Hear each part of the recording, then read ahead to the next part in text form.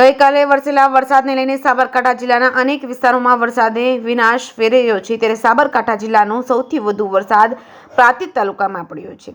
પ્રાંતિજ શહેર અને ગ્રામ્ય વિસ્તારમાં વરસાદ વરસવાના લઈને વિસ્તારોમાં પાણી ભરાવાના બનાવો પણ સામે આવ્યા છે। પ્રાંતિજ તાલુકાના નનાપુર ગામને જોડતા એપ્રોચ રોડ પર પાણી વહેવાના કારણે મસ્ત મોટું ગાબડું પડ્યું છે। નનાપુર ગામના ખેડૂતોના ખેતરોનું પાણી ગામની સીમમાં જ આવેલ છે ખેતલાવડીમાં વહેતું હતું, તે દરમિયાન જ પાણીનો પ્રવાહ વધવાને લઈને મસ્ત મોટું ગાબડું પડ્યું છે। હાલ તો નનાપુર ગામમાંથી તલોદ હાઈવે અને આસપાસના ગ્રામ્યના જવાનો રસ્તો બંધ કરી દેવામાં આવ્યો છે। R&B ડિપાર્ટમેન્ટના કર્મચારીઓને જાણ કરવામાં આવી હોવા છતાં હજુ ડાયવર્ઝન તરીકે અન્ય રસ્તાઓ બનાવવામાં આવ્યા નથી, સાથે સમારકામ પણ હાથ ધરવામાં આવ્યું નથી।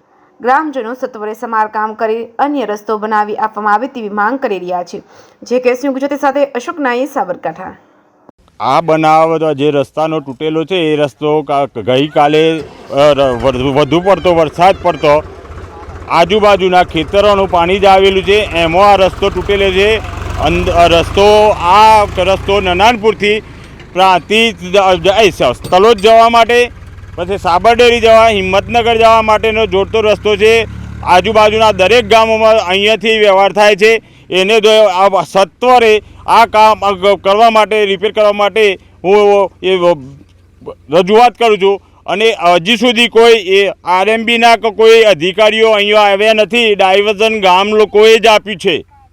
કોઈ જાતના કોઈ અધિકારી આવીને કે કોઈને આવીને કોઈ વાત કરી નથી કે ભાઈ આ રીતના કરો, કે ડાયવર્ઝન નહીં, કે કોઈને જાતે જ ગામના લોકોએ ડાયવર્ઝન આપ્યું છે। કોઈ અધિકારી જોવા આવ્યા નથી હજી। તમારી માગણી શું? માગણી તો અમારે સત્વરે જેમ બને એમ, કારણ કે આ રસ્તાનો બહુ જ ઉપયોગ છે।